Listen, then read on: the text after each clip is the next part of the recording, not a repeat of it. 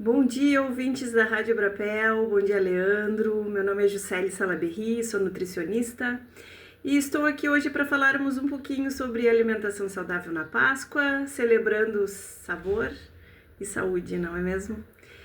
Então, é com grande alegria que estou aqui hoje, né? O Leandro me convidou nessa época tão especial, né, que antecede a Páscoa, um período de reflexão, união e, claro, de celebração à mesa.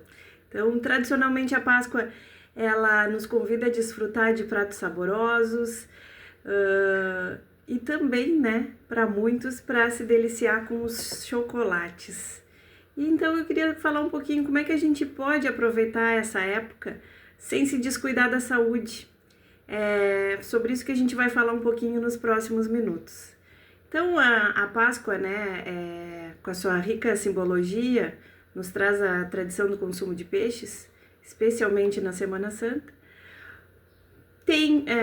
Essa tradição ela tem raízes religiosas, mas ela também oferece uma excelente oportunidade da gente incluir na nossa dieta um alimento que é muito saboroso e muito nutritivo, né? Então, como é que a gente pode fazer uma escolha inteligente para usar o peixe, né, na mesa na época da Páscoa?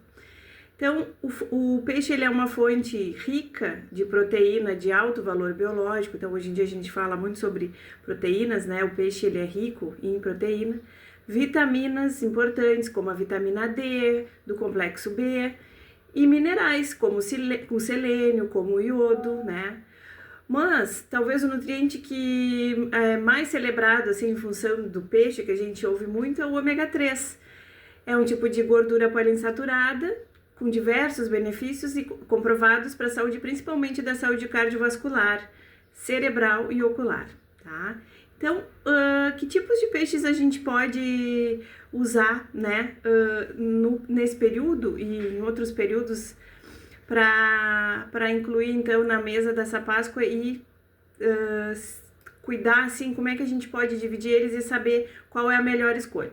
Então, a gente tem os peixes magros, como a tilápia, o linguado, pescada, branco, bacalhau fresco, que são ótimas opções para quem busca um teor menor de gordura e que mantenha a qualidade da proteína. E a gente tem os peixes gordos, os oleosos, né? Salmão, sardinha, atum, cavala. Esses têm mais ômega 3, né? Eles têm um sabor mais intenso, uma textura mais macia, tá? Então, tanto um quanto o outro são interessantes, são nutritivos, né? Cada um tem a sua particularidade. E que tipo de preparação a gente pode fazer com esses peixes que sejam saudáveis e saborosas, né? Então a gente pode... Às vezes a gente não se dá conta que o tipo de preparo faz toda a diferença nos benefícios, né? Para garantir um prato saudável. Então eu vou te dar algumas sugestões, assim. A gente pode fazer assado, tanto no forno quanto na air fryer. Então, tempera com ervas, especiarias, um azeitinho, limão. O peixe assado, ele preserva o sabor e os nutrientes. E a gente não precisa colocar gordura, né? Dá para fazer ele sem nenhum tipo de gordura. Dá para cozinhar no vapor, que também é uma técnica que mantém mais a umidade do peixe e os nutrientes, né? E fica bem leve, bem saudável. Os ensopados, a gente pode fazer ensopado com vegetal, que daí entra, né, a parte da gente comer mais legumes, que é importante, né, diversificar as cores do prato, que eu sempre falo. Então você pode fazer um peixe com legumes frescos, ou um caldo e criar um prato nutritivo também, né? E também a gente pode fazer grelhado, então é uma opção que é rápida, saborosa, né? Muitas pessoas utilizam, né, o peixe grelhado, só cuidem para evitar o excesso de óleo na hora de grelhar, né? O ideal seria a gente ir colocando um pouquinho de água para não grudar e evitar o excesso do óleo. Claro, né, que as frituras aí entram, né, com o cuidado de sempre, né, que a gente não deve inserir a fritura no dia a dia. Então, se puder evitar as frituras, né, ou, né, cuidar também, porque às vezes, eu faço assado, eu faço no forno, faço na panela, mas aí eu coloco creme de leite, um queijo gorduroso, um molho industrializado, aí eu acabo pecando com esse peixe, né? Porque daí a gente bota muita gordura. Então, mesmo que vocês façam ele numa preparação que não seja frita, cuidem também para não acrescentar produtos ali que deixem o peixe mais pesado, tá? Para ele ficar mais saboroso e menos gorduroso. E o chocolate, né? Que a gente falou sobre o peixe e agora o chocolate na Páscoa. Dá para ter prazer, né, no sabor do chocolate e comer com consciência? Então, a gente, né, não foge que a Páscoa é um sinônimo de chocolate também, né? E é difícil resistir a essa delícia, né? A maioria das pessoas gosta muito, o Brasil é um grande consumidor de chocolate. A gente pode sim incluir o chocolate, tá? Nessa celebração e de uma forma mais saudável. Então, a gente fazendo escolhas inteligentes, né? Em qualquer área a gente pode incluir, né? Então, quais são os chocolates mais saudáveis? O que seria indicado? Então, pensem assim, chocolate amargo, 70%, 60% cacau, não necessariamente que diga amargo, mas que tenha pelo menos acima de 50% do cacau, tá? Quanto maior a porcentagem de cacau, maior a concentração de flavonoides, antioxidantes, que são poderosos para dar mais benefícios na saúde cardiovascular e cerebral. Então, além disso, esses chocolates que acima de 50%, eles contêm um teor menor de açúcar e gordura, tá?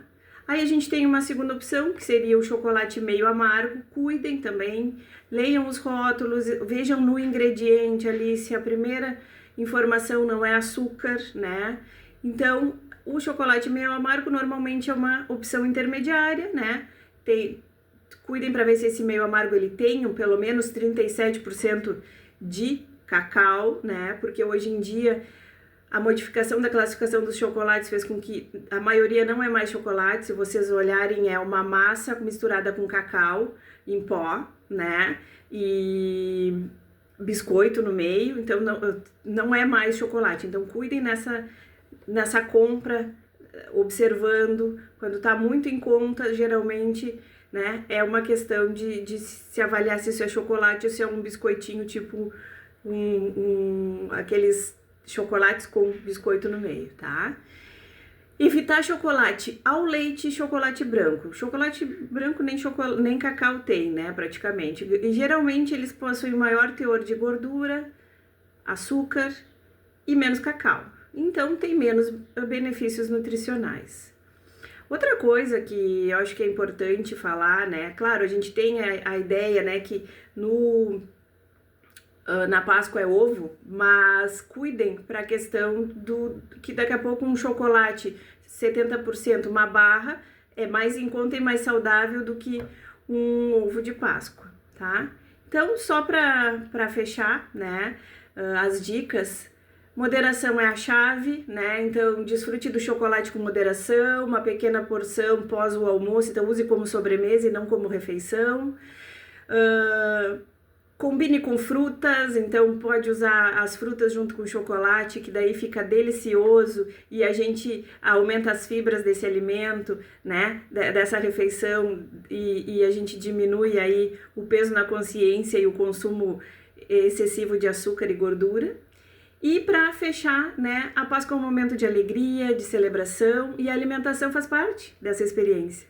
Então, ao escolhermos peixes frescos e preparações saudáveis, e optarmos por chocolates com maior teor de cacau, e consumindo com moderação, a gente pode desfrutar, né, de todos os sabores da Páscoa sem comprometer a nossa saúde. O equilíbrio é fundamental, permitam-se saborear prazeres na mesa, né, e façam escolhas conscientes para se beneficiar do seu bem-estar ao longo prazo. Desejo a todos uma feliz Páscoa, repleta de saúde, paz e muito sabor.